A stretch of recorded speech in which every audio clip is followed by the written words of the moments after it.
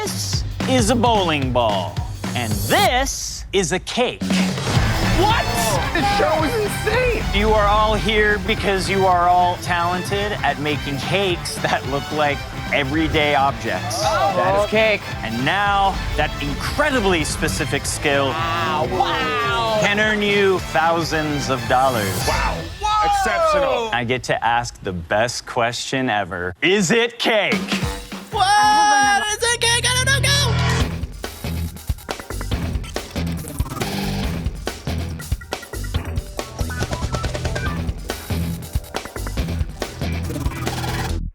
Welcome to Cordkillers, the show about watching the stuff you love when you want, where you want, however you want. I'm Tom Merritt, and Brian Brushwood has the week off. Bryce Castillo, what are we going to do without Brian? I don't quite know, but I do know that, well, first off, that was a trailer for Is It Cake, an upcoming Netflix reality competition show. Looks a lot like Nailed It. It looks a lot like Nailed It. Very colorful. Folks at Roku are really upset because it also looks like Eye Candy, one of the Quibi shows they got. Oh, that is coming to Netflix on March 18th. It's called Is It Cake? Well, thankfully, with Brian out, because who knows why Brian just whimsically took the day off, Naaim Siddiqi, a.k.a. Kuhan, 12 hours away in Karachi, Pakistan, could still do this show. Thank you, Naaim. I wish I could take a quick bite of those cakes. Okay, can we replace him? Is it too early to replace him? Yeah, I'm sorry. Oh, you're breaking up. Middle bar waiting in the wings. No, Naaim, thank you so much. I know it's like super early where you are too, so extra thanks for jumping on the show today. Really appreciate it. Yeah, no problem. I'm happy to be here. Well, let's get right to our primary topic.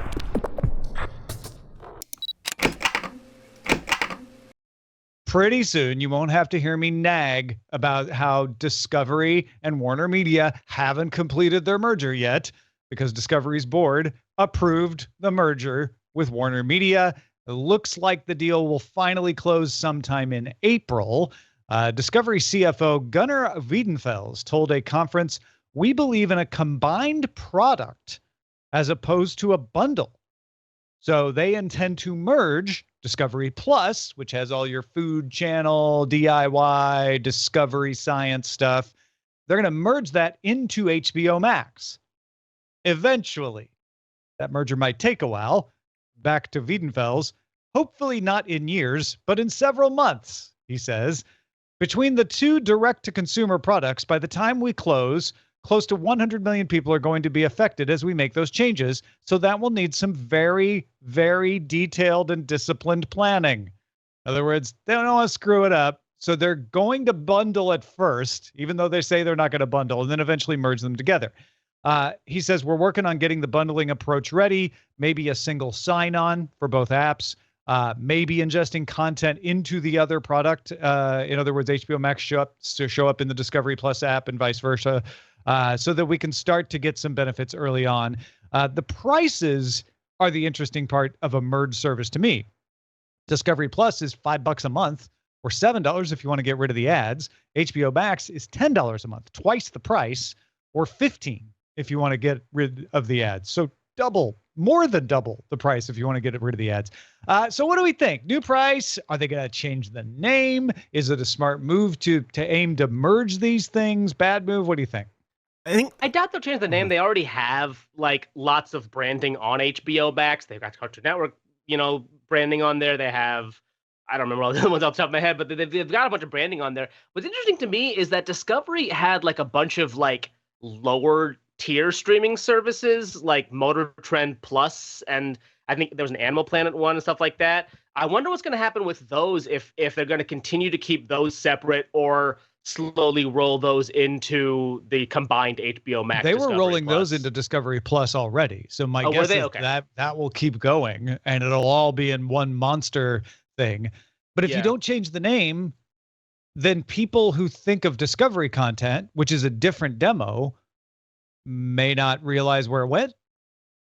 Yeah, that's true. I mean, the thing is that like Disney Plus is already doing that, right? Disney Plus already has like a Nat Geo channel. So it seems like a solid direct competition of here Disney Plus is Nat Geo, HBO Max is Discovery. Mm-hmm. I would think that's what they're thinking, but the HBO Max rollout was already pretty confusing for the average consumer when that happened. But at this point, I think most people have at least a basic understanding of what they can get with HBO Max. So there might be like a little hurdle to get clear in the beginning.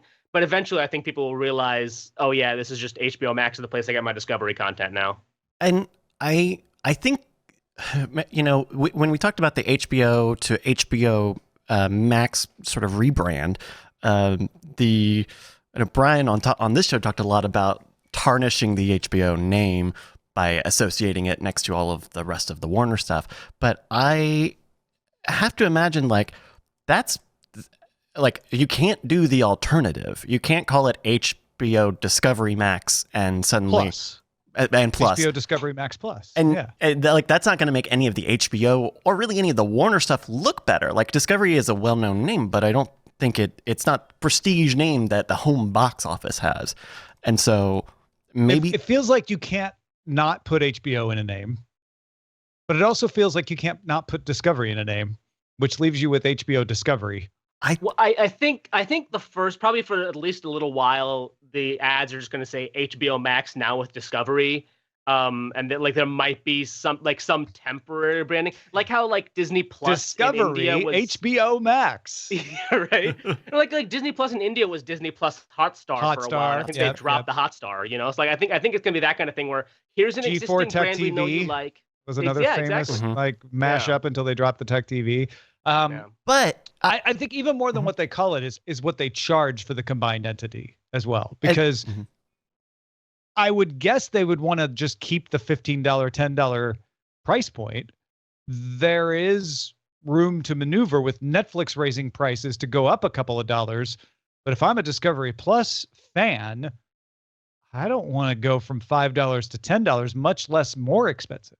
exactly, I kind of would assume that they would have done a Peacock or a tiered system, or something like Amazon Channels, where, okay, I'm subscribed to Max, Like an add-on. Yeah, add-ons, and so I'm subscribed to Max, and maybe that's only $2 a month, but then I can buy the Cartoon Network bucket, I can buy the Adult Swim bucket, I can buy the Discovery bucket. Too much thinking, though. And Too much choice. It is too much choice, but if you're the Discovery Plus audience, which is large, there are people like the Discovery Plus service, they are used to a lower price. They want a lower price. That factors in here. I mean, we'll talk later about fast channels, but there is clearly a demographic of people who are price sensitive, and the way that they're looking right now, it looks like they're just going to throw Discovery on top of the pile and then charge you for the big pile. And I mean, I think maybe they're figuring a third of Discovery Plus customers are willing enough to be like, all right, there's enough extra content with HBO Max to get the whole thing, or there's enough people who are already customers of both that they're not losing anything. I don't know. Yeah, I do think that what they're realizing is that we are in a consolidation mode. We are moving things into the big services, and the smaller services are either shutting down or getting bought or being absorbed into the big stuff. And for years, I've been saying all this is going to shake out, and we're going to end up with just a few big services. There'll be Netflix, there'll be Prime Video, and then whatever survives out of the Peacock, Disney Plus, Hulu, and now, HBO Max, Discovery Plus. And this is one step towards that. And I saw a bunch of people making cracks about this being basic cable. This is not at all basic cable. This is way cheaper and way less. Basic cable made you pay for everything. Basic cable would be all you can do is pay $100 a month to get Hulu, Peacock, ESPN, Discovery Plus, HBO Max, and all the rest, and you don't have a choice. What this is saying, look, the marketplace is solving for the fact that there's too many services out there, and we're going to merge these down. And so I think in some ways it may be smart to say, you know what, Discovery Plus needed extra content if it was going to continue to grow. Let's just move these two together right now. But there's got to be another way to like, I agree, Tom. Like, I don't want to pay a cable price to get HBO and get all of these other things on top of it. But by their admission, that's what they're doing. They're not going to carve it up into the Disney, Hulu, and ESPN bundle, which Disney clearly wants to consolidate as well. But Disney didn't carve up Nat Geo either. What Disney said was, we've got a family channel, Disney Plus, we've got an adult channel, Hulu, and we have a sports channel, ESPN. And so we're going to bundle those together. But that's what HBO Max is HBO Max, doing. I think, because I'm talking this out, they're looking at Discovery and they're like, we have a female skewing middle to older audience, and that's not big enough. That's not big enough to bundle. Let's move it into HBO Max because it'll bring more people to HBO Max and bring more of those Discovery Plus people than would have continued to grow if you left it on its own. That's the gamble. That's the thinking. It just seems expensive. It just seems like they're throwing content after this, which is fine. But we've seen that throwing content after this means you have to raise prices, and I don't see a way to be price conscious and offer a little bit of everything without doing something like Peacock, where you're tiering it or you're doing, a la carte channels. To me, Tom, a big part of this is the tech side. Like they by this press release, it sounds like they're ready to do this right away. They want to do this as soon as possible, but it sounds like the tech side is holding them up. We've already reported on HBO Max having user interface issues in the past. I still have issues with Max. I had issues watching Raised by Wolves this morning, and that's so critical that I don't know. Everything else is it's ready for it. HBO Max already supports these buckets. They already have AMC and HBO hubs, and they have all of the pieces are there. So it must be a mess on the other side of the screen back there. If they are ready to talk about this so openly and so soon, but we're gonna slow walk it. I mean, do you think that that's it, Tom, or do you think that they're testing the waters? I think it's part of it. I think theoretically, you could take all the Discovery content and just put it on the same servers and create new categories in the app, and it wouldn't be a technical problem. But I think what they are looking at is, well, we need to get the user interface right. We need to get the messaging right. Maybe they do want to change the name, and they got to get that right. And if you bring a bunch of Discovery people into HBO Max and it's still buggy, you blow off a lot of those people, and they don't want to do that. Yeah.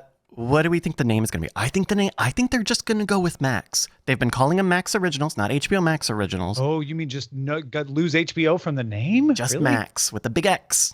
I think. I mean, Max or Max with HBO. Oh, Tom.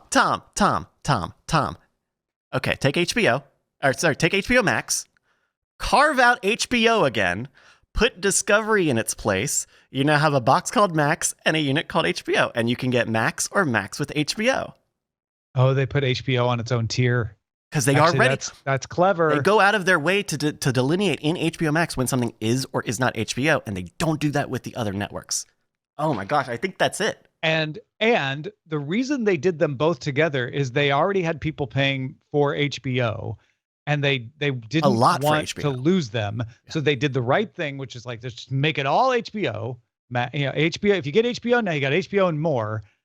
And now they can grandfather everybody in. You got HBO Max right now, you're grandfathered in. Mm-hmm. But new subscribers, it's Max and then HBO. And all existing subscribers get to keep Max with HBO under their current. That's compelling. What do you think, Naaim? Yeah, Naaim.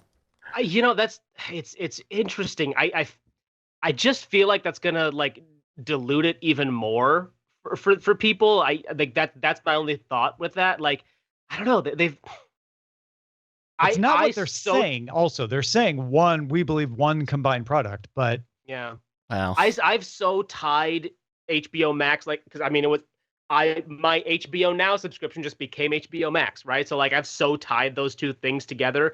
And in fact, I don't watch HBO originals on the HBO Max app, and I didn't watch them on the HBO Now app. I watch them on Hulu, like, because that's what I pay for HBO through. Like, I pay for HBO through Hulu. I'm like, great. If I can watch anything on Hulu, I watch it on Hulu. And then if it's like a Max original or like a Max exclusive, like The West Wing or whatever, then I watch that on HBO Max. But like for the most part, I avoid the HBO Max app. So I don't even think of it as an app as much, again, unless I'm watching a Max original. Yeah. Well, one model they might look at is Crunchyroll. Back on March 1st, Crunchyroll got access to Funimation's library. So both anime services are available in one, including Funimation's subsidiary Wakanim. Funimation and Wakanim subscribers get 560 days of Crunchyroll Premium. I'm sorry, 560. Just 60 days of Crunchyroll Premium. Yeah, a lot. That'd be like years. It's a very specific 60 number. days of Crunchyroll Premium for free. It's a year and a half, but mine's a few days. So what they're doing is they're like, you can keep your Funimation subscription for now. You can keep your Wakanim subscription for now. But we're giving you 60 days of Crunchyroll Premium, which will have Crunchyroll and Funimation and Wakanim all together. And so just come on over. The water's fine.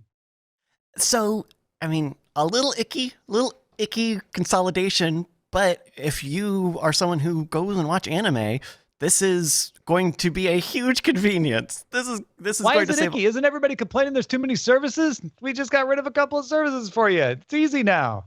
Yeah, but that's all of Western. Yeah, that's all of anime. That's like 90% You of said it. you wanted fewer services, people. What do you want? But it's like 90% of anime, and the other 10% are Netflix originals. On Netflix, Yeah, yeah. right. So Yeah. Totally.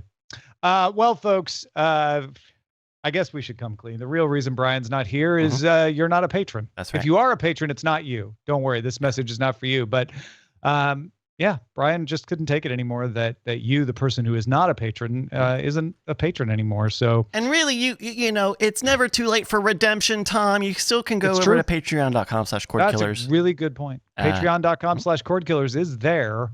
We're not trying to guilt you into it. It's just Oh God, no! We're not. fact. No, we're not guilting anybody. Just No. you can still. There's still time, Tom. There's still time to save the world. You can support I'm us. sure on Brian Patreon. will be fine. You know, I'm sure he doesn't even need the money for No, for Ed. surgery. That's ridiculous. Who said anything Stop. about that? American surgery is so cheap, Tom. Yeah. I don't even know why I brought that up. You also Not even- get, and also you get access to After Talk, our weekly podcast Yeah, only where on you can Patreon. find out the truth about Brian. That's right. We only tell people the truth on After Talk. Sorry, Cordkillers. Patreon.com/Cordkillers. Let's talk about how to watch. The migration of sports to streaming continues. Apple will launch a 24/7 baseball stream in Canada and the US. It'll have highlights, replays, and a Monday through Friday show called MLB Big Inning, very much like Baseball Tonight or MLB Tonight, where it'll do live look-ins at games, lots of in-progress highlights, stuff like that. And every Friday night, Apple TV Plus will have 2 exclusive Major League Baseball games available without blackouts in the United States, Canada, Australia, Brazil, Japan, Mexico, Puerto Rico, South Korea, and the United Kingdom. Deadline says Peacock is close to signing a deal to bring Sunday baseball games to subscribers during the day. So the old pattern was Fox had the Saturday games, ESPN had Sunday night baseball, and you might get a few ESPN games during the week, and everything else was regional. Looks like we're getting a world where that's going to still be true. It's just Apple TV and maybe ESPN still and Peacock carrying those games. Speaking of other sports, HBO Max has a deal to air about 20 U.S. soccer matches, half of them exclusively, starting in 2023. And Samsung has an exclusive to carry Sinclair Sports T2 on the Samsung TV Plus platform. That's one of those free platforms if you have a Samsung TV or a Samsung phone, any Samsung device. It's like a Pluto or a Zumo. And so they will be the exclusive carriers of T2, which is a tennis channel for matches not carried on the tennis channel. It's the tennis channel's second channel. Before we get to, we have one other thing to mention here too, that Anthony sent along to us. But what do you think about this? Everybody's been talking about live streaming. What about the sports? Well, it looks like the sports are just going to show up on these channels. Tom, all I heard is baseball is back. That's really the most important. Well, it's funny news. when Apple announced this, baseball wasn't back, and I had to be all snarky about the news on Daily Tech News Show last week. Thankfully, that's been solved.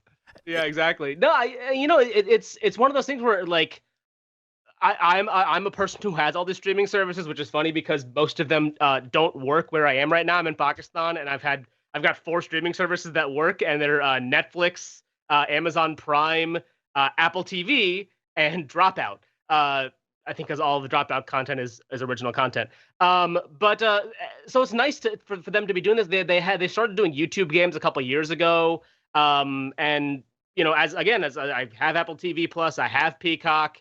And obviously, everyone's got YouTube. It's nice to be able to have these extra ways to watch. I know my cousin-in-law loves watching soccer on Peacock. She watches lots and lots of matches, lots and lots of soccer matches on Peacock. She's a big Man U fan.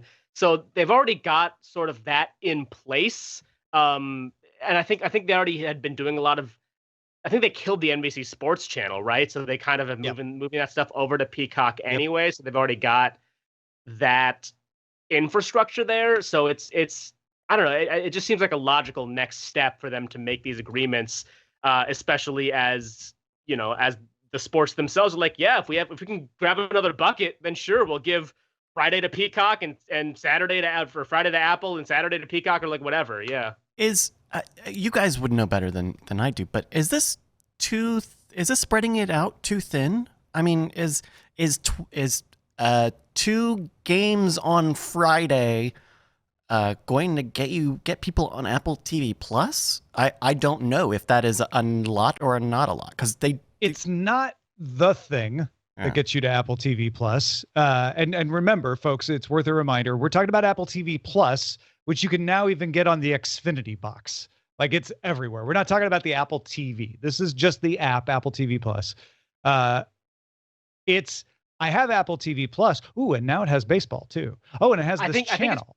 I would guess, because in fact, last time I was on, we talked about the issue that streamers have keeping people, right? You go to Apple TV Plus to watch Ted Lasso, and you're not retaining the people after Ted Lasso ends. But now, if they're a baseball fan, then they sign up for Ted Lasso, and the baseball games are on here too. So maybe I'll keep it for a couple. It's $5 a month. That's fine. I'll keep it.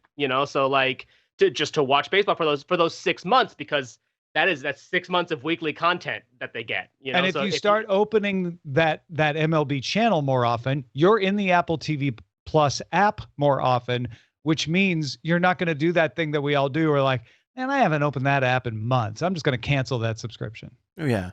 But I guess if you follow baseball, is this going to make anything easier for you? Like do these two shows? But it doesn't make it harder. Okay. But if it's a game that you like and you are not subscribed to Apple TV Plus, isn't that just another thing you have to pay for? Yeah, it does make it harder if you're say a Giants fan and you don't have Apple TV Plus and the Giants are exclusively on Apple TV Plus that week. It's the same thing when your team when the Cardinals are on Sunday Night Baseball and I don't have ESPN and I can't watch Sunday Night Baseball, and I'm like, well, I guess I'll listen to the radio this week, which is fine. I love the radio broadcast, but or specifically, I mean, for Apple TV Plus, I get it. It's two games is more games than they've got right now. But for MLB, like, is this gonna a good move for them by throwing? You get these games, you get these games. Is that changing the way it is compared to today at all, or does this actually fit? To me, it doesn't feel like it's changing it significantly, except that we haven't made the full transition. It used to be, like you said, there was Sunday Night Baseball, and if you didn't get cable, which people forget, there were a lot of people who didn't have cable for a long time before cable got to the high penetration. And even then, there were people who didn't have cable. So if it was Sunday Night Baseball on ESPN and you didn't have cable, well, you couldn't watch that one. It's going to be the same thing for a while. It's like, oh, yeah, I don't get Peacock, so I'm not going to see that day game. What I don't know when they say exclusive is whether this means you can't watch it on MLB at Bat, which is the where you pay for the out-of-market games. I also don't know if there's like the ability to watch this without paying for an Apple TV Plus subscription. YouTube does that, where it's like, yeah, you just watch it. It's got ads in it. And see that detail. My guess is it'll be behind the paywall, but because it's Apple. But I don't know just that. Quick for correction: sure. the YouTube games actually don't have ads. It's super wild. They just like play. Well, they have ads and ad breaks internally. Yeah, I guess if you don't have YouTube Premium, sure, Yeah. fair enough. Yeah. Well, Yeah. they say Apple TV Plus, which is the paid service. So I'm assuming. Yeah, we haven't seen anything be Apple TV Plus. Well, actually, they've done some preview episodes, but I think that's been outside of the. Yeah. I don't know. But I think Anyway, the $5 a month for Apple TV Plus or even for Peacock is actually like less than it is to get any other one of those exclusive services. Like if I want to get ESPN, if I want to watch the Sunday Night Baseball ESPN games, I have to have an ESPN cable package, which even if that's YouTube TV or Hulu with live TV, that's like $50 a month, So Chaos ASL asked, is this just going to be a regional simulcast or a Peacock/Apple TV original broadcast? I don't know about the Peacock thing, but the Apple TV is exclusive. So it's not a regional broadcast. It's going to have to be some kind of Apple TV original. I'm guessing Peacock will also be an original broadcast, but it might be like it might not be exclusive. It might be like the ESPN Monday and Wednesday games where like they have an ESPN broadcast, but you can also watch a regional broadcast. Yeah. But it's a good question because if anybody doesn't know, ESPN Plus often has baseball games, but they're just the regional broadcast. So, if you're watching ESPN Plus and it says, "Oh, you can watch the Giants and Cubs," it'll give you the Giants announcers or the Cubs announcers. Like it'll give you the choice. And we all know that you just won't choose either and go watch a Cardinals game. And for the soccer story as well, soccer matches going over to HBO Max. This feel like the baseball story. I look at it and go, is that good for baseball? I don't know. This soccer story is wild to me because it is an 8-year contract, which seems very long. That's a typical sports contract, though. Even in a world where the USF should be looking at like a permanent streaming home. Like I think if you look at these, like the deals that were done with channels, cable channels, they're exactly the same. Okay. Long-term, high dollars, partial exclusivity. Like that's typical. The only difference is before, if you had cable, you probably got all the games. Although I definitely was in situations where I'm like, oh, NBC Sports Network isn't on this service. I have to upgrade to a new tier. So it's not even that different. And it's easier to get access to these services than it was with cable. A lot of times, if your cable operator didn't have the channel, you're out of luck. You didn't have a choice. Yeah. Just think of the ads. Discover soccer on HBO Max. Sorry, Discover on Max with HBO. Max with HBO. Discovery Soccer. HBO Max. Discover eSoccer is my. I think it's easy to get caught up in without thinking of where it was and how locked down it has been in the past.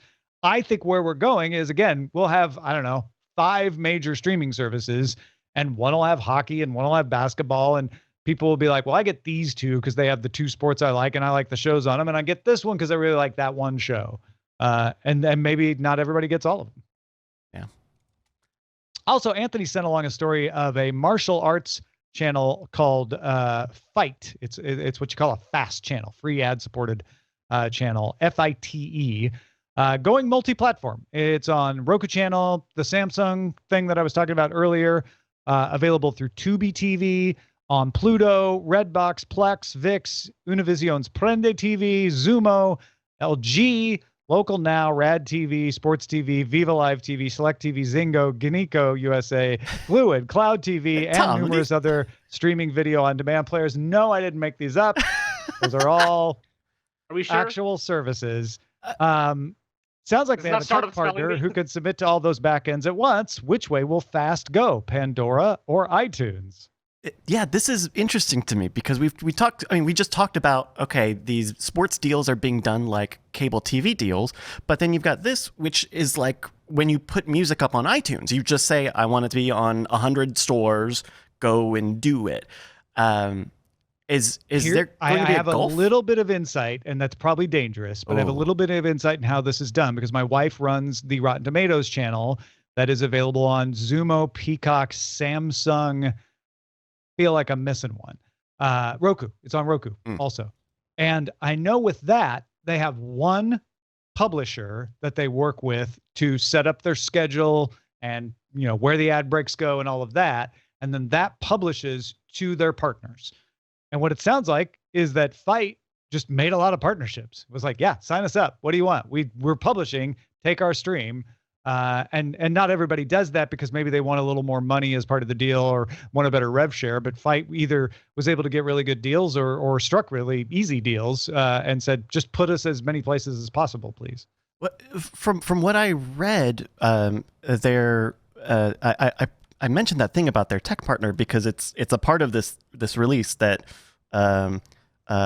quote, we'll use Douya's Fastcast to roll out on numerous platforms, which is why I bring up the music industry model, because those are completely self-serve back-ends. You just go and say, I would like this on your store, and there's no negotiation. It's just you get the deal that everybody else does. Yeah, I don't know enough about Douya to know how it works, but it's probably similar to what Rotten Tomatoes uses, where you've got a platform, and then you can say like, yes, put us in here, there, and everywhere. I could see this opening up the doors to a lot of small and medium-sized productions. You still got to sign up with the platform, with the Douya or whatever it is. I'm not sure it's open sign up. Anybody can sign up, and it's complicated to run. Yeah, but there's so much power in these free channels, Plutos and Izumis, Tubi's. It's certainly easier than it was to try to run CBS in 1975, right? Like way easy.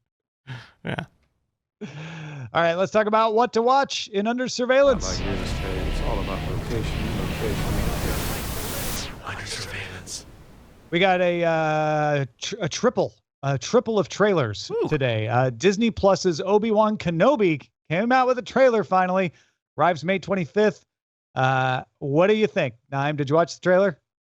No, I'm a trailer blackout guy. So I am excited. Well, we won't be talking to you for the rest of this segment.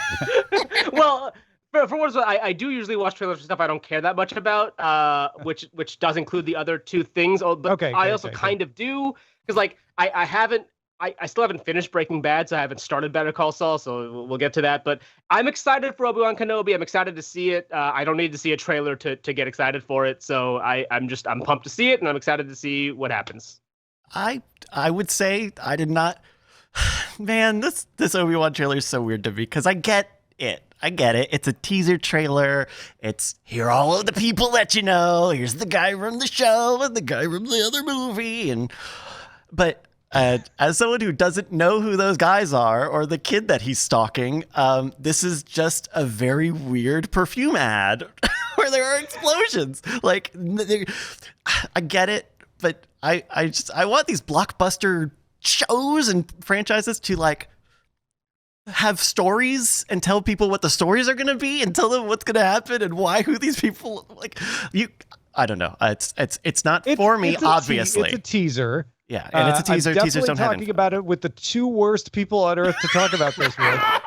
One who doesn't watch these trailers, and the other who's like, Star Wars, I kind of know it. But what I'll say is, I don't think it is targeted at you, Bryce. I think it is really meant for people who already know. Yeah. Right. It's like, check this out. Wink, wink. Look at this. Ha ha. But brief flashes. They aren't giving away the story. I mean, which I don't know, maybe that makes it safer if Naaim does run across it accidentally. You're not going to get spoiled on a lot. There's a couple of plot elements that show up where you're like, oh, so they're going to do that. Okay. But you still don't know what the story is. You don't know what story they're telling. And Bryce, you're absolutely right about that. For most people who are going to watch this, they're like, man, I just want to see what the aesthetic is. Okay. It's that. Great. Now I'm in. And I think they succeeded at that. They very, very carefully and maybe worrisomely did not give any indication of where this is going to go. Right. They only really say like it's a limited series. I think I only bring it up because I otherwise like this trailer. Like they are showing a lot of breadth for Star Wars, which I usually don't think has a lot of breadth in variety lately. They're showing a really cool action, thrilling story. But like, they're just faces and shapes to me. I feel like I have face blindness when I watch this because there's a good guy. This is an old guy and he's probably good, and that's a kid. Kids are usually innocent. Oh, but this guy is talking in a voice like this, so you know he's probably a bad guy. And like, okay, just The Winds of the Desert, Kenobi by Ben. So. Better Call Saul released a trailer for season 6, the final season. That season will have 13 episodes. The first 7 come starting April 18th. Last 6 starting July 11th. Honestly, this trailer doesn't give you a whole lot more about the story of Better Call Saul season 6 either.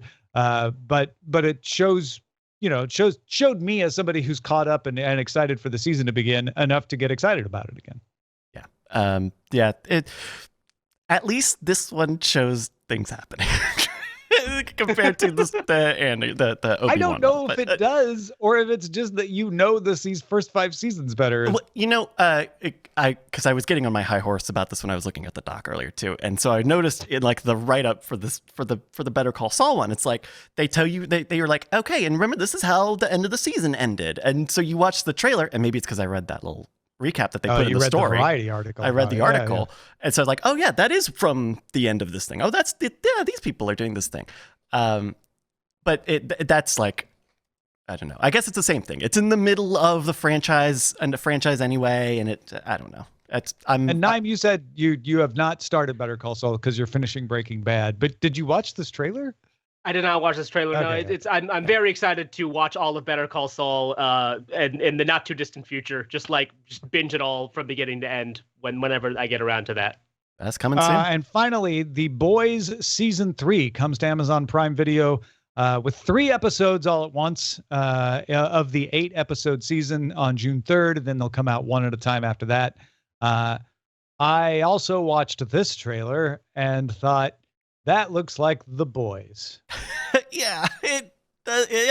It looks like The Boys. A lot of people blow up, and there's a lot of guts everywhere. Did you watch The Boys, Naaim? Yeah. No. It's not my cup of tea. Like, I like superhero stuff, but it's like the hyper violent stuff. Just like I just shut off on it. So. Okay, so to recap, I hear it's good. Obi-Wan Kenobi trailer, refused to watch because you don't want to be spoiled. Better Call Saul trailer, haven't watched because you're not caught up. Boys season 3, DGIDAF. No, we're getting a thumbs up. That's a correct analysis of it. Yep. Tom, got it. Yeah, I don't know. I thought the Boys trailer was fine. I don't know. I'm not super excited for season 3, and it wasn't like they showed me anything different where I was like, well, now I'm intrigued. But also I liked it well enough that I'll watch it when it comes back for sure. Yeah, I'll watch it. I'm probably not going to watch that spin-off cartoon that they put out. I didn't know it was out already. I haven't watched it either because I'm not that excited. And apparently it ties in, but I'm like, I'm sure I'll figure it out. That's tough for them. All right, let's talk about what we've had our eyes on. Something that you have watched, Naaim. What do you got for us? Yeah, so like I said earlier, I've been in Pakistan for the last 4 weeks, and none of my streaming services work except for Netflix and Amazon Prime. And actually, I did watch the after party on Apple TV Plus. But what I've been watching a ton of is Dimension 20 on Dropout. It is a live play D&D show. I have never been able to get into live play D&D shows before, but it's a bunch of College Humor people. They're all comedians. Brennan Lee Mulligan is an incredible DM. There's a lot of comedy blended into these. There's multiple campaigns. So like there's long campaign. I mean, not long in terms of like a D&D campaign. They're long, like they're 17 2-hour campaigns, or there's really short ones like bite-sized 6-episode ones.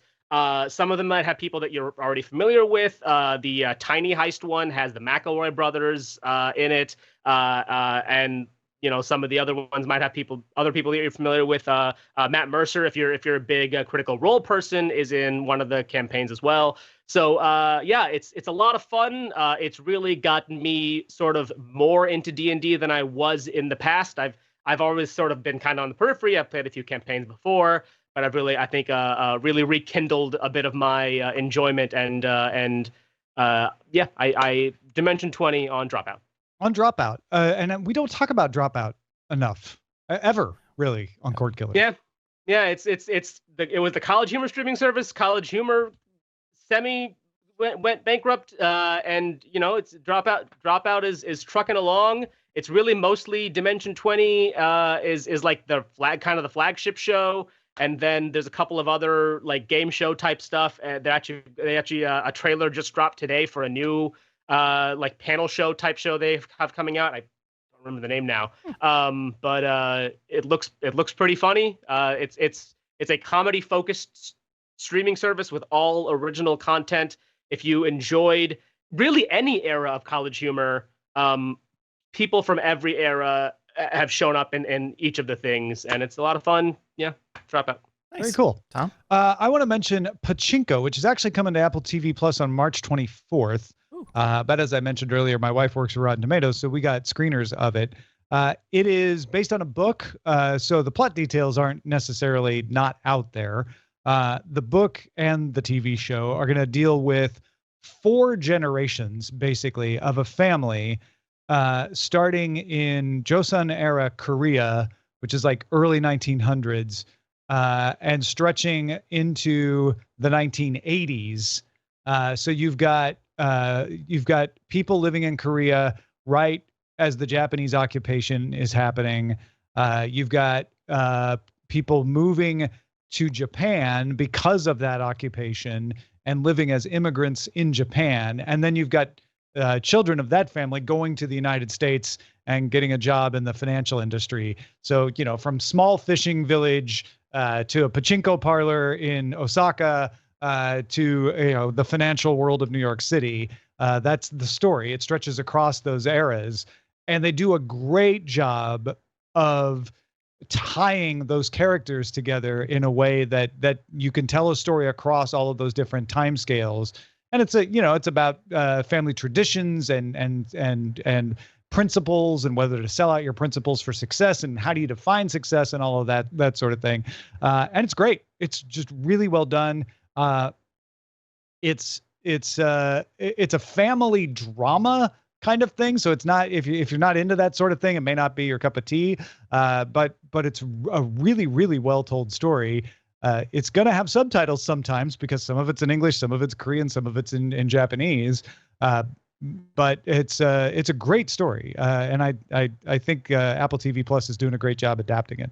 Wow, that's high praise. I mean, you know your dramas, your K dramas, your J dramas. So yeah, and I wouldn't class this as a K drama, even though it's got a Korean element to it. This is more, back in the 80s, it would have been like an NBC event. All this week, the story of Pachinko, like it's that kind of sweeping story, but not nearly as cheesy as the ones in the 80s were. This is good stuff. So check out Pachinko again, March 24th, Apple TV Plus. Bryce, what should we be on the lookout for? Yeah, I have a pick of my own. Over the weekend, on last Friday, Netflix got season 4 of Drive to Survive, the docuseries about Formula One, the very fast racing cars, and it covers the last calendar year, the previous calendar year's season, which was very big compared to the previous seasons that they'd covered on Netflix. This season, the title fight between the top 2 racers actually went to the final race. Usually it's settled well before then. They give you a lot of backstory on both those front runners and the big title fight, but the other big kind of nice thing about the Netflix series is that they spend time with the middle and the backpack racers, some of the people who are just not as fast. They don't have the best cars, or they're just not fast drivers, but you get to hear their story and what it's like being, in a league where there's only 20 athletes at any given time. And so I think it's very dramatized, having watched half of the calendar year and then watching it edited down here. Very condensed, it's obvious. You don't need a film degree to see some of the editing that they're doing, but that is how you shrink 22 races into 10 hours. So sure. That's going to happen. Everyone's got different opinions on it, but I think it's a very good primer into the sport. I think it does a good job of telling very exciting stories, and it gets you ready for the actual F1. I got into F1 because of the show, and hey, look at that, F1 starts this weekend. So it's kind of a bit of a cycle. You watch it on Netflix, and then you can stream all the F1 stuff on their own subscription service. So you really fall into the rabbit hole. And you know what? I've really enjoyed it. Cool. It's a great TikTok. In the off season, you watch this, and then the season makes sense, and that makes it more fun to watch. Yeah, Cool. absolutely. So that's on Netflix, Drive to Survive, and then F1 TV is its own subscription service. If you've got something we should be on the lookout for, email us, please. Cordkillers@gmail.com. Yeah, I sent out a newsletter this week on my free newsletter asking people what they like about my newsletter, and the universal response was they just like me to write stuff, my musings, what I'm thinking about that week. I always put links to all the shows and podcasts I do at the end of it too, but it seems to be that people just really like to hear my thoughts on whatever. So if you too would like to hear my musings, you can subscribe. freetomnewsletter.com. Do you think Let's Bono move is on to the interested? front lines. Oh. What's that? Front lines. Bono and The Edge and all of them, I think they want to know what's going on in Tom Merritt world. They do. Yeah. You too. And the other Sorry. two. I torpedoed the entire sad. transition for that, but you know. It's great. It's great. The Alarm also enjoys my newsletter. Comcast owns NBC, and Comcast still owns a small percentage of Hulu, but Disney owns most of Hulu, and NBC owns Peacock. So it was only a matter of time before Comcast moved NBC shows from Hulu, so they would be exclusive to Peacock. That time, specifically, is late September this year. Hulu will continue to have rights to some catalog shows from NBC after that, for a few more years anyway, and expect Comcast to eventually sell its stake in Hulu. It sounds like they'll probably do that sometime in 2024, maybe January. Disney says it's going to use the money it won't be paying Comcast for the NBC shows to invest in more originals for Hulu. Yeah, I mean that makes sense. That makes sense, but it's going to be interesting seeing how Peacock and even the new whatever HBO Max Discovery thing is, because I think they want to be Hulu. I think they want to be the place for broadcast level TV, and that's very expensive. There's definitely that, but I think what's very kind of I'm a little confused about Hulu's place now in Disney's strategy, especially because last week, I think since there was no episode last week, we didn't really talk about this. The Marvel Disney stuff, the Marvel Netflix stuff is officially going to be on US Disney Plus. So like the more adult focused stuff that was already on Disney Plus in international markets, like How I Met Your Father, which is a Hulu exclusive in the US, is already is on Disney Plus in non-US markets that get Disney Plus. So I'm just kind of confused about Hulu's place in Disney's strategy moving forward. I guess I wouldn't be surprised if in 2025 or something like that, they just sort of start to roll it into the Disney Plus service. I wouldn't be shocked, depending on how it goes. I feel like Disney's strategy right now is lean into Hulu originals and FX and make Hulu an HBO-like situation where it's like, ooh, I got to pay for it. And it's a nice platform to include bundled content from ESPN. If you get ESPN Plus in the bundle with Hulu, it just shows up in the Hulu interface. You've got the live TV. So there's a lot of ways they can go. There's a lot of ways they can define it. I think the reason they sent the Netflix stuff to Disney Plus was because Marvel is in Disney Plus. And no, it makes sense. I know you have MODOK over in Hulu and stuff, but Daredevil, Jessica Jones, those are big names. And I think they were like, you know what? Let's just keep all the Marvel stuff together, unless it's really odd like MODOK. I bet they will, because the MODOK thing was a part of a slate that they ordered for Hulu. I wouldn't be surprised if that slate just ends They've up... canceled a lot of that slate already. Yeah. Well, and especially because I think MODOK doesn't necessarily fit in with the greater universe, whereas Daredevil almost explicitly does now at this point with Spider-Man and Hawkeye. So like I could fully see that. I get that that's why, but like without the delineation of this is where we have adult content, this is where we have more family-oriented content, it seems like the Disney Plus strategy that they have in every other country might be making its way towards the U.S. in the not-too-distant future. Like, this feels like the levy that breaks I think they're going to try to make Hulu have its own brand, but I wouldn't be shocked if that doesn't work, that you're right, that it just ends up. Disney Plus with Hulu. Speaking of Hulu, its live TV service now offers unlimited DVR in the base package. The base package used to be 50 hours of DVR, and you had to pay $10 a month if you wanted to upgrade to unlimited. Not anymore. It's just going to be right there. Customers who are paying that fee for the increased DVR will just see their bill lowered. I never was like, it did the TiVo or DVR thing. It just missed my usage on TV. But it does. I've seen signing up for a few of these streamers where they want to upsell you on the DVR stuff, and it's not like they're sending me a hard drive and there's only so much space. I'm sure me and everyone who's watching a DVR of one program are watching the same video file, and it's like, why would you? I would think so. I mean, they're not going to serve up thousands of bespoke video files. Especially because some number of it is going to be the VOD anyway. Well, sometimes, although that's not as common as it used to be. Not all of it, yeah. DirecTV Stream is actually really good about, like, if it's they'll try to trick you into watching the on-demand version where you can't fast forward the commercials, but the actual DVR version always lets you fast forward the commercials. But there may be a legal reason why they need to have a separate recording. So even though it wouldn't make sense. Yeah. Because there's local broadcasts and different streams, sure. Yeah, YouTube TV had unlimited DVR from the beginning, and that was one of the things. Was like, I prefer it just because, like, am I going to use all of it? Maybe, maybe not. Like, how much Jeopardy can I really DVR? But like, it's just nice. It's nice a lot. It's nice to have the unlimited and just have it there rather than like be worried about, oh no, I've hit my 50 hours and now what do I do? So yeah. And I think most people are using these live TV services for live. So they're like, you know what? It doesn't really like it's not a differentiator. It's not bringing in the money. Let's just make everything unlimited. Again, competition is starting to push these things in because YouTube, like you said, YouTube already did it.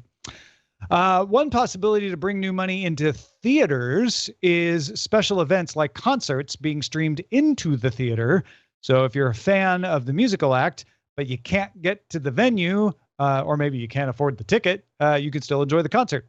Korea's BTS streamed the last night of a 3-day stint in Seoul to more than 3,711 screens. Well, not more than, exactly 3,711 screens worldwide on Saturday. So just Saturday. There were a couple of showtimes in most locations, but usually only like 2. It brought in $32.6 million, setting a record for what is called event cinema. That's when you only have the one thing on the weekend. It doesn't hold over for another week. That put it good enough for 3rd at the box office in the U.S., right behind The Batman and Uncharted. I'll tell you what, when I was working at the theater, the BTS Fathom events were the ones that always like did really, really well, and the other ones were like, yeah, these are there too. You want to watch Space Jam? So it makes sense that BTS specifically is the thing that would do really, really well. I would be surprised if it scales to anything else that isn't like that, Taylor Swift, Beyonce, BTS, like that level. Blackpink, but Twice. Yeah. Sure. Yeah. I don't know. I think maybe not event cinema, maybe not a Fathom thing, but I think concert recordings are that we've been sleeping on them. So many great concerts that I've seen are locked away on a 480p disc that I had to pay $80 to get shipped over across the ocean, and that's not a good way to use the expense of these big spectacle concerts. I mean, they are perfect content for streamers. They're evergreen. They're repeatable. They have a very long tail. But it doesn't matter if it was 2001 or 2021. People will want to see a Rolling Stones concert, and they appreciate and value. So I would not be surprised if we see more of this on streamers. Maybe not as much on Fathom. Yeah, and for the one person who cares, it's Trafalgar, not Fathom in this particular case. But same thing. They're very similar. I think you're right though. The question is, BTS is one of the biggest bands in the world. Yeah, you could do Beyonce. Yeah, you could do Taylor. Can you do Blackpink and Twice, who are 2 of the next biggest K-pop acts out there? Can you do The Weeknd? You can fill a stadium. You Would people come to the theaters? That's the thing, right? Like it's so tough to scale. I think Drake, would Drake? Would people go to the yes, if they make it a spectacle. but- If they make it I mean, if a rock band goes out and it's 5 members on stage for an hour just doing this, then that's one thing. But especially these pop acts, The Weeknd could kill it. He could do a huge production. We want to see these big spectacles, and if you know that you aren't just the end point of this is not a plastic disc that gets stuck in a warehouse for forever. I think you're going to see bigger and bigger stage productions again. Yeah, That's and I think the theaters need to do more to make it feel special. BTS is enough to just bring people in, but I'll be honest, all they did was put the concert up on a big screen. The sound wasn't tuned. It was tuned for the cinema. It needs to be tuned for the concert. Yeah. You should have put captions. There's the live stream had captions of real-time translations of what they're saying in Korean. They didn't have that at the theater. So you definitely need to lean in and be like, we're going to do extras. We're going to give you cool stuff. We're going to make it an event. Mm-hmm. You'll get 32 million people to do that, $32 million not having to do that. But if you want to bring in the next tier of acts, you're going to have to do more, I think. And then I think you might. I wonder if maybe that's why streamers aren't doing this so much, because the streamers have put a lot of effort into localization, and it would be great if stuff was translated into English, but if Netflix, say, gets the Prepare to Dance concert, they will, if they translate anything, people will expect it to be translated to every language. There's a concert that I watched the other day where they didn't translate the music, but they did translate the MC segments. So yeah. It's like you have to figure out where the value is, and I think it would be great if they translated more stuff. Yeah, because if you watched Permission to Dance on stage on VLive in your house, you got on the fly real-time translations into Japanese, English, and I think a few other languages. Wow. In the theater, though, you better speak Korean, or else you're not understanding what they're saying, and not of the songs, but of the banter, of the talk. Right. Yeah. Disney Plunge as the new title of the Disney Plus Punch hybrid that you can drink. But I've got other news. Disney Plus will launch an ad-supported tier for a cheaper price in the U.S. later this year. It did not specify what that price would be or when it will be available. Service is $8 a month right now, and CEO Bob Chapek even indicated that might get a price increase in September. So I don't know, maybe we get the ad-supported tier at the same time as a price increase for the ad-free tier. I don't use Disney Plus enough to justify a price hike. Like I would have to call and see how much my nieces are using Disney Plus to watch kids programming, because Even I don't for use $1, if it was just $1, that'd be enough to push you off. Yeah, because I you know what, this has not come up in Spoilerin time, but I've really not liked much of the shows that we've been watching that are on Disney Plus. What if Disney Plus went to $10 a month, but the ad-supported tier was $5 a month, so you could pay less, but you had to deal with ads? If they had a combo with Hulu, that Hulu ad free, because I use Hulu ad free, then I can be talked into it. But I'm already not getting the bundle because I don't get X, Y, and Z. So, the bundle, you can get the bundle with the ad-free versions now. Oh, you can? Of Hulu. Yeah. You could have from day one. Yeah, I was getting it from day one. Yeah, I got it. Like from day one of Disney Plus, I had the bundle with ad-free Hulu. Okay. Well, okay. Well, we'll talk. Yeah, we'll figure this out. Netflix has staunchly poured cold water on the idea that it would ever offer an ad-supported version of its service, but with, as we just heard, Disney getting into that game, Netflix is now one of the last holdouts against ads, the other being Prime Video from Amazon, which is really just a loss leader for the shipping service, so they don't really have to do that. Netflix keeps getting more expensive. Recent price increases happened in the US, and one just happened in the United Kingdom.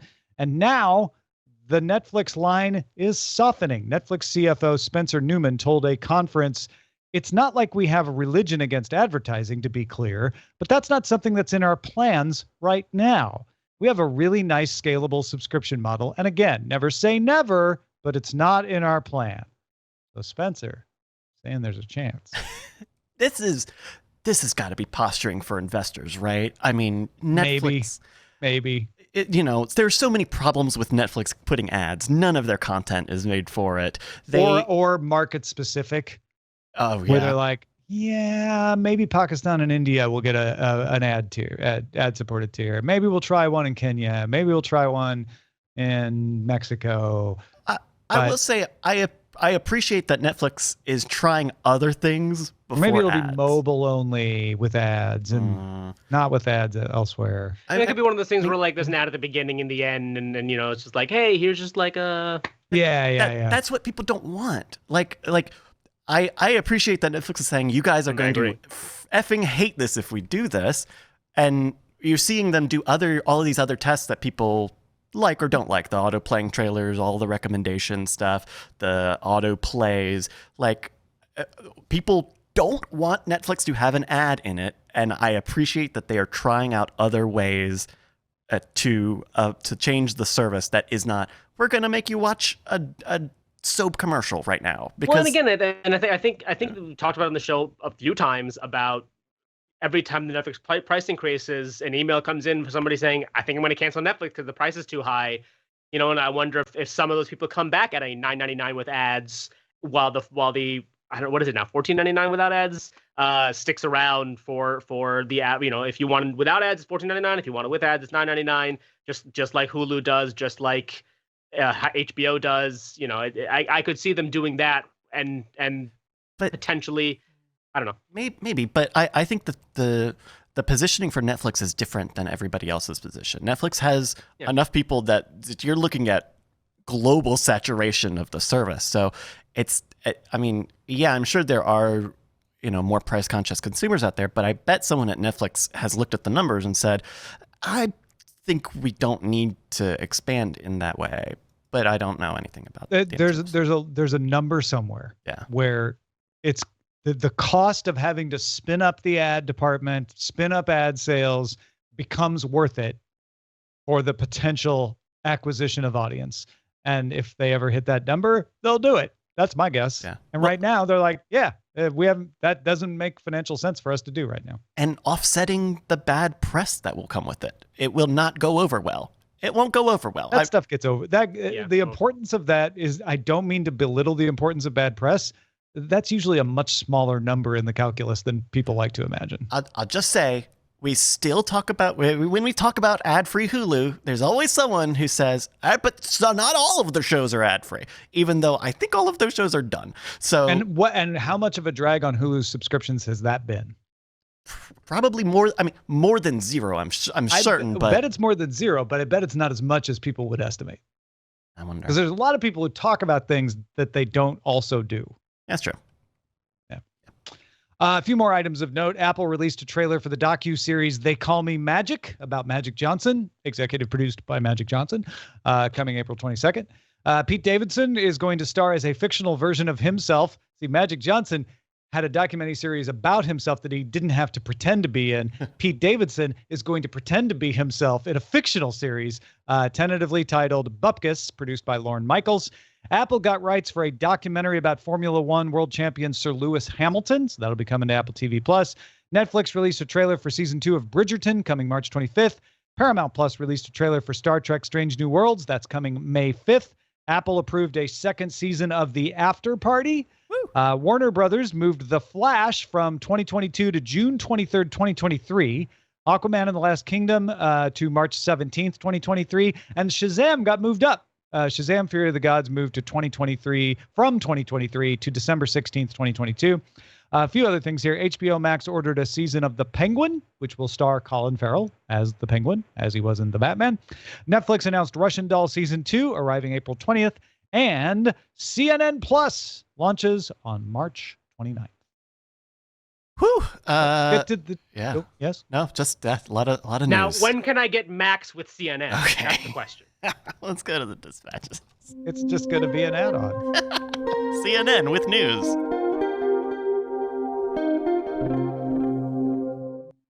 We got a couple of emails from Belissa, so I'm going to read them both at the same time. First one, she wrote about ad-supported tiers. Said, I generally opt for the ad version because of our limited income, but I recently switched to the ad version of HBO Max in the middle of watching Peacemaker, so I got a good comparison. I thought they said HBO originals wouldn't have ads, but I guess they really meant just that. HBO originals, not Max originals, because suddenly Peacemaker, a Max original, not an HBO original, was interrupted by a commercial right in the middle of the show. Happened more than once in each episode. It was very annoying. I'm used to commercials, but Peacemaker was not created with natural commercial breaks, and the difference was strikingly jarring. Belissa also said, I loved all of your ideas on how to improve the Oscars presentation. Where can we go to petition to have Tom and Brian plan the Oscars for 2023? Well, there's some seedy back rooms maybe where you can. Yeah. I don't also, know. If nominated, I will not run. If elected, I will not serve. We also got an email from Cliff, who had his own experience with signing on to your streamers while you're on vacation. Cliff writes, Hi, Tom, Brian, and Bryce. I had a laugh when you guys were discussing how a vacation sign-on could work for vacation homes, hotels, etc. A few years back, I was on vacation at an Airbnb in Hawaii. The vacation home had a smart TV, and my nephews used to watch some movies with me. Over the week we were there, we watched a bunch of movies that I had gotten on Vudu. When it came time to go home, we were in a rush to get to the airport, and I forgot to log out of Vudu. About 3 months later, I started seeing a couple of rental fees I didn't recognize. So I called Vudu support, and they said, yes, you rented those films. It became evident that they were rented at the Airbnb in Hawaii. They were gracious enough to credit me for the films that I didn't personally rent, but it could have been an expensive mistake. So I think you guys had a great idea for a password that expires at the end of your stay. I guess I'm just lucky that no one else decided to use Vudu during those 3 months. Cliff, thank you, Cliff. I mean, that's the point of the Roku vacation movie we're talking about. So when you're in a rush to the airport and forget to log out, it'll just log you out. It'll just do it for you. Yeah. We got this question from Josh M. I have a general question around streaming app usability. Do you feel like throwing things at your TV when you open certain apps? Cough, cough, Peacock, Hulu, Paramount Plus. Why do companies not think these are important? They do, okay? And all the UX designers at these companies right now, Josh M., are like throwing up their hands and like, Josh, just because it doesn't work like it should doesn't mean we don't care. They care. I've known enough UX engineers. Anyway, Josh says, for example, ESPN Plus will push the content they want on you, not the one you chose. I choose to be informed only about cricket and still need to navigate about 30 seconds into the app to find the cricket content. It's so frustrating every time, but unfortunately for cricket in the US, there's no other option. I feel this is so consumer hostile, where you force what you want the customer to see rather than what the customer prefers. Josh, I will say I feel your pain. A lot of times there's like the CFL, Canadian Football League stuff that I want to watch, and I have to dig down into it and find it every time, and it's annoying to get all the way in there. And I'm like, why can't I just pin it to the top? And I think the answer is money. These developers cost money to pay, and they can only do so many things, and they have a lot of things to do in a day. And so the customizable navigation is not high on the priority list, so they haven't done it, which means they have to create what they think will work best for the largest percentage of the audience. And you and I are not in that percentage because you're watching cricket and I'm watching the Canadian Football League. And so it's annoying for us. And it's interesting is if they don't find a way to market the shows that they're acquiring or the sports that they're acquiring, then that money just is a waste. Putting it up there is a waste if they don't show it to anybody because it doesn't already have an audience. The whole thing is it's valuable for them for you to watch everything actually because it makes those it makes their buying decisions make sense. So I agree. I often acknowledge that when I open an app or a website, I go like HBO Max. I know I'm logged in. It's going to be my profile. Just let me just have it be me automatically. Because when I have to refresh your freaking page and it doesn't work, then I have to click the profile again and then I got to replay the thing and I got to hope it puts me right where the scrubber was. For what it's worth, Josh, I assume you already have Willow TV, but if you don't, Willow TV is great for cricket. So, good recommendation. Thanks, man. And Naaim, thanks for being with us. If folks want to follow you and find out what you're up to, where should they go? Yeah, go to twitter.com/Kuhan. All the things that I normally do are in various stages of flux. Although my baseball podcast was about to go on hiatus, and then baseball came back. So that's our baseball podcast. You can find that at any place you find podcasts. But twitter.com/Kuhan is where you can go to find all of the various things that I do. I'll tweet about them there. Our website is cordkillers.com. Our email address is cordkillers@gmail.com. We're live on twitch.tv/Night Attack. Also carried at diamondclub.tv Mondays at 7 p.m. Eastern, 4 p.m. Pacific. We'll talk to you next time. Hey, Tom Merritt, what's going on?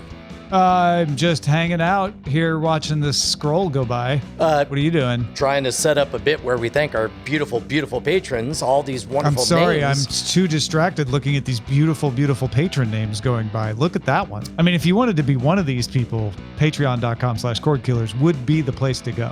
I mean, they're scratching our itch, like, because we're I think addicted. as long as it's consensual, like, fine. We're addicted to their money. And love.